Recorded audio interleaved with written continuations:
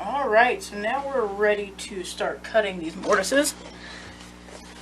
I'm going to show you the way of chopping them without drilling out all the waste, but you could very easily come through with a Forstner bit or a regular drill bit that's just slightly smaller than the width of your mortise, and go through and drill out most of the waste. That makes removing the waste a little bit easier, but the way I'm going to show you is a little bit more satisfying. So whenever I start chopping my mortise, I want to make sure that I'm not coming right up to either of my shoulder lines. I'm going to stay a little bit away from it. I stay about 1/8 of an inch when I'm first working on this, so I'm apologizing in advance for the loud whacking noises. So I want to hold my chisel. I usually position it using my right hand, then I grab up top with my left, and then I have my big joinery mallet, or joiner's mallet, I guess is what they're called. And I'm just going to tap it once to set it, and then whack it really nice and hard. I'm only going to whack things twice, once to set it and once to start driving it home, because if I just sit here and just wail away on my chisel, I'm just getting rid of that nice sharp edge that I've created. So I'm going to move about 1/8 of an inch, once to set it, once to start cutting. And you probably noticed that that chip moved its way back. My chisel is going to slowly start cutting deeper and deeper the further down this mortise I go. So once to set it, once to cut, and I'm just going to proceed like this until I get towards this end, and then I'll explain the next step of the process.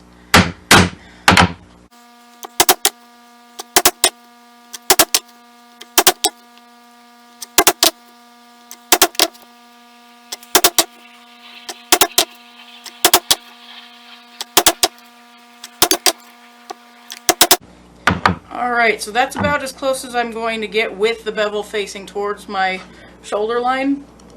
I'm now going to take and turn the chisel around and slowly start sneaking up on this shoulder line, removing about a 1/16 at first, and then going down to less than a 32nd of an inch at a pass. So again, once to set it, once to cut, and just slowly start working my way back.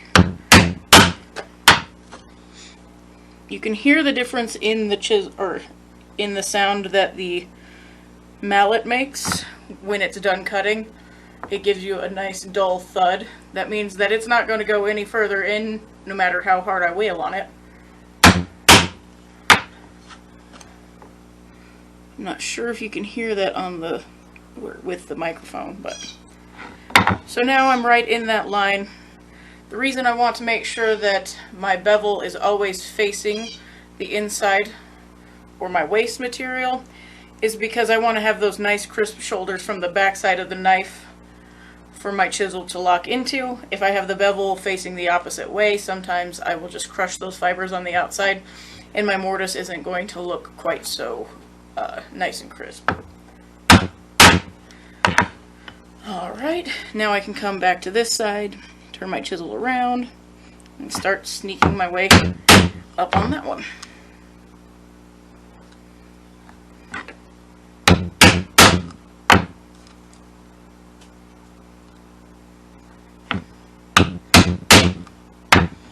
Alright, so at both of those ends I let the chisel kind of do what's called an undercut. On this particular mortise, the grain of my board is going this way. Anytime I am cutting a mortise of any kind, I want to make sure I'm severing those fibers across the grain first. And then I'll worry, once I get all of this gunk cleared out of the middle, then I'll worry about getting these sides nice and clean. But I'm doing what's called an undercut. That way I don't have to worry about my tenon hitting up at the top and the bottom. That's going to be end grain to long grain, so it's not going to give me any glue surface. I do want to make sure that I'm not going to go and pound my way through this and have it come through the other side, because if I'm undercutting and I have the chisel go through the other side, that means that it's going to move my the top and bottom of my mortise a little bit. So now I'm going to grab a narrower chisel. I'll be right back.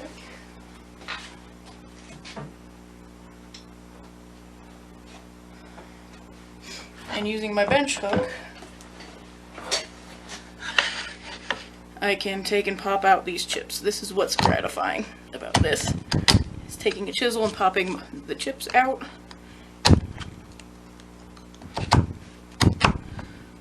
Alright.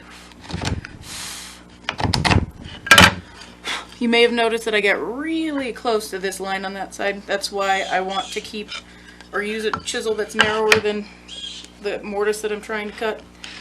Because if I'm off a little bit, I run the risk of having to make my mortise much, much bigger than what I wanted. Alright. So there's that. I'm going to go ahead and start again, starting from one side and working my way the other way. Once I've established a nice crisp shoulder line on this side, I don't have to necessarily start out 1/8 of an inch. I prefer to do that just because I feel better about that. If you want to start with your chisel right at the end and start working your way that way, that's fine as well.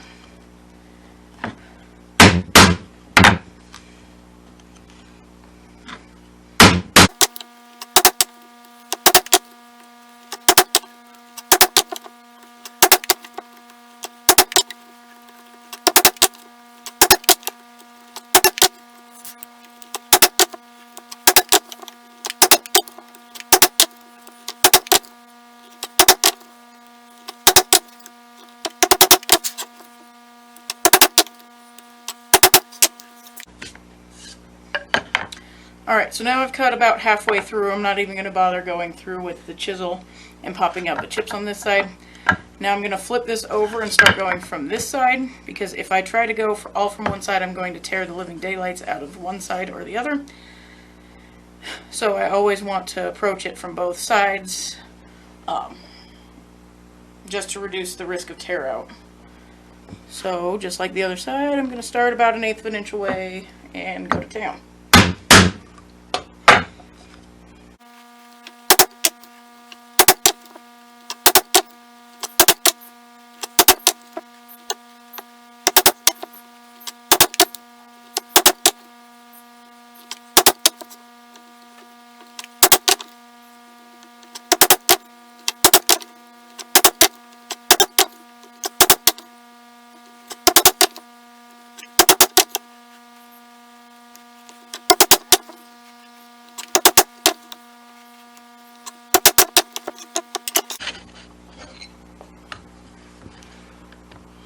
So while I'm chiseling this stuff out, you'll notice I have the bevel facing down.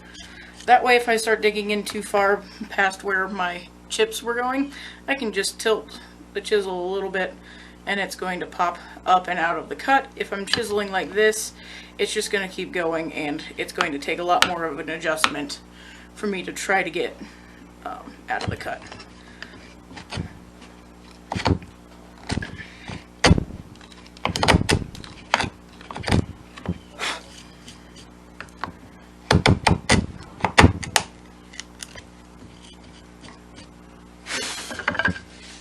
So while I'm doing this, I'm constantly clearing stuff off of my bench hook.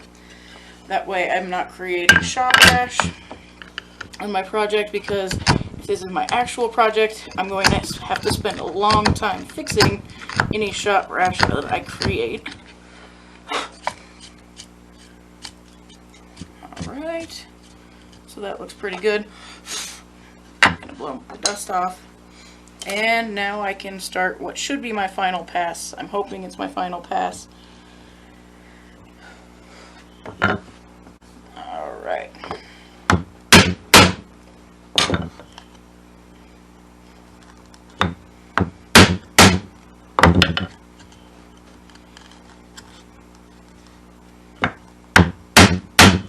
Yep, there we go. I'm starting to break through. I still have to go through and break up all of the chunks.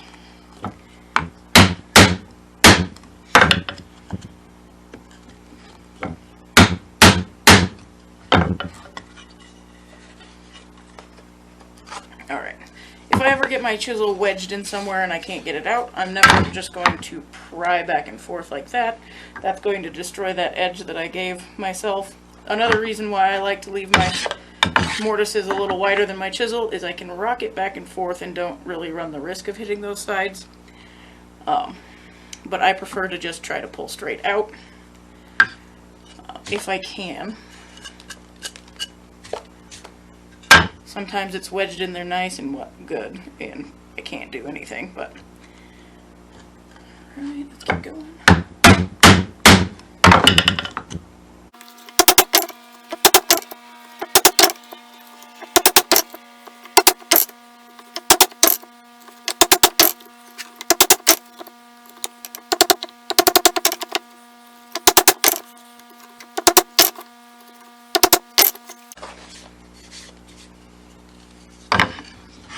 Alright, so now I have all of this stuff in there. Because I've severed all of those fibers, I'm just trying to clear this out now. I'm going to take one of my wider chisels and go across the grain. And very gently start trying to break those up. Because those are still in there, I want to make sure that I'm not just going to town with this. They can still start splitting stuff out. So I'm just going back and forth, hoping to break some of those chips in half. If I get too aggressive while going across the grain with all of those chips wedged in there, I run the risk of splitting my board, which is not something I want to deal with.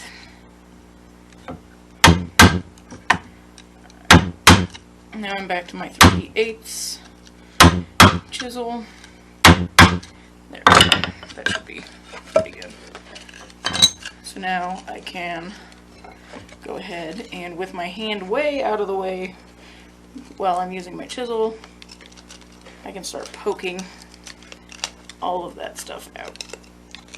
And now I have a very rough opening in my board. You can see I still have a lot of cleanup to do. My first step is going to be to kind of clean up into these corners. That way I sever all of those fibers before I start trying to chisel along the along with the grain. So I'm going to take my 3/8 chisel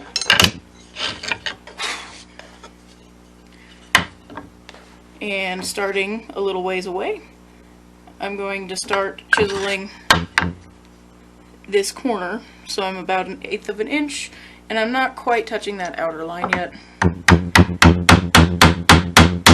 I'm just going to chisel about halfway down. I'm going to move the chisel back a little bit and over towards that line a little bit.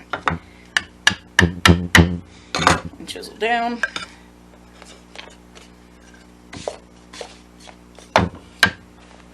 Alright, now I've removed enough material that I'm comfortable to just put it right in that corner so that this edge is touching that line and the back of my chisel is along my scribe line.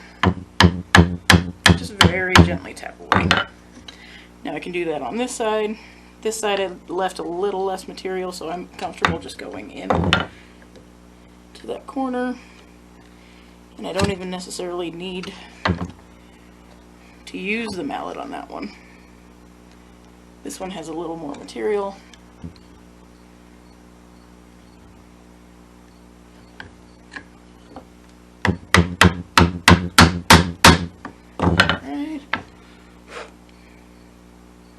And again, this one doesn't have much on that side.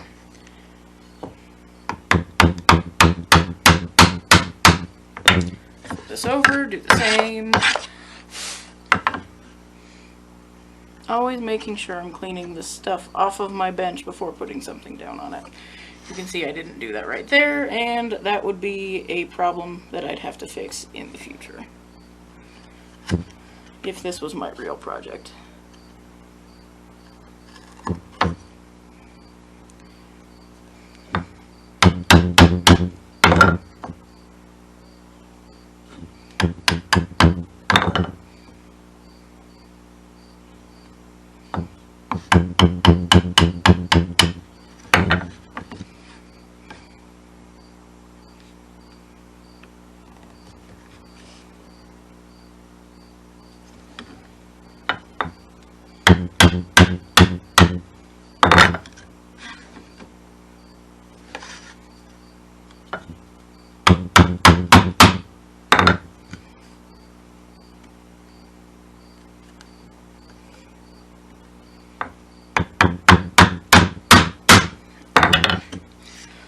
So I'm quite comfortable with that. Now I need to worry about getting these sides nice and clean. That is what I have my super wide chisel for. So what I'm going to do is I'm just going to set this somewhere out away from my line, because again, I don't want to just jump right into my knife line. The bevel on my chisel is more likely than not just going to shove the back of my chisel past that line. So I'm going to try to stop about halfway down. If you're not too confident with your chiseling skills yet, you can take and clamp a board like this right on that line. Clamp it down like that and then hold the chisel up against that board, and that'll keep it nice and square. I'm just going to go for it like this because I can't find any of my clamps.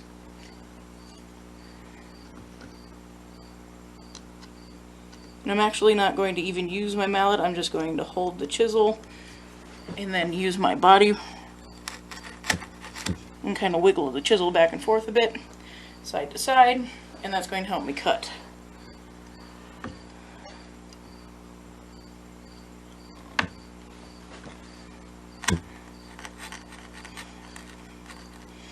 Alright, I've gone about halfway. Flip this around. I have to remove some of this excess material that's out here. I prefer to not chop all the way through, just in case I have the chisel tipped away. But sometimes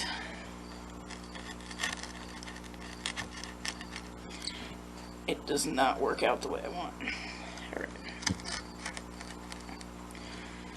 So it's not quite halfway, but I'm comfortable with flipping this over and attacking from the other side.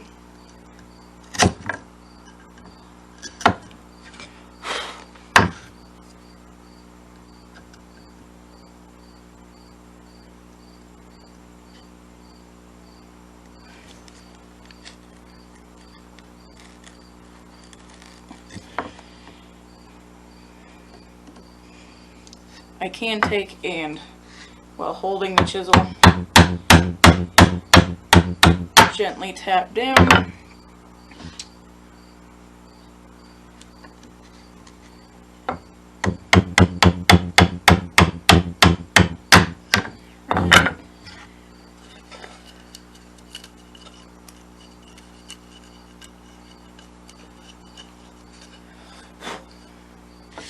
Just one more side.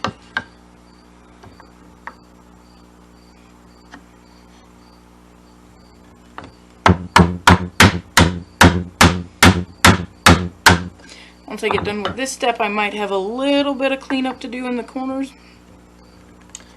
but my mortise is almost ready to go.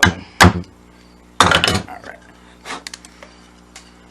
So, I'm not sure how well you can see this, but I've got some relatively clean sides. I might spend a couple more minutes trying to clean those up. One way you can do that is I'll take and pinch up really far on my wide chisel and kind of chisel through. You always want to make sure that if you are chiseling with something in your hand is way far away. That way if the chisel gets away from you, nothing can happen. I prefer to do all of my work on the bench with something clamped down, or at least on a bench hook so that I can butt it up against something. That way I know that it's not going anywhere. One time that I will make an exception on that is if I'm cleaning out these corners. I will take and pinch up really far on my narrow chisel and chisel most of the way through. I don't want to chisel all the way through because I might tear something out. But my finger's acting like a stop, so I can't stab more than, I guess I have it about set for about a 3/8 inch cut. And my finger's not going to allow it to go any further than 3/8 of an inch. I'm also not holding with my hand right outside that way if something does slip, I'm not going to need to go get stitches.